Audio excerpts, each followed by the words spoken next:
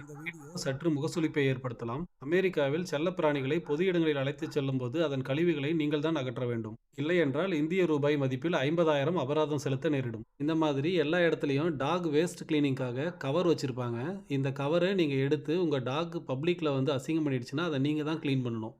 அப்பார்ட்மெண்ட்ல இந்த மாதிரி டாகுக்கு ஒரு பிரைவேட் ஏரியா குடுத்துருவாங்க. உங்க டாக்க இங்க கூட்டு வந்து ரிலாக்ஸ் பண்ண வைக்கலாம். யாருக்கும் எந்த டிஸ்டர்பன்ஸும் இல்லாம. இதனால பொதுவெளியில மக்களுக்கு நாய்களால எந்த தொந்தரவும் இருக்காது. நாய்களும் பாதுகாப்பா இருப்பாங்க. மக்களும் பாதுகாப்பா இருப்பாங்க. வீடியோல எப்படி கவர் எடுக்கிறதுன்னு காட்டுறேன் பாருங்க. இந்த மாரி வச்சிருப்பாங்க. நீங்க வந்து அந்த பிளாஸ்டிக் கவர எடுத்துக்கலாம். எடுத்துட்டு உங்க டாக் வேஸ்ட்ட நீங்க கிளீன் பண்ணிடணும். கிளீன் பண்ணி டஸ்ட்பின்ல போட்டுறணும். இது போன்ற செயல்களால தான் அமெரிக்கா போன்ற மேலை நாடுகள்ல தெருக்கள் ரொம்ப அழகாகவும், சுத்தமாவும் இருக்கு.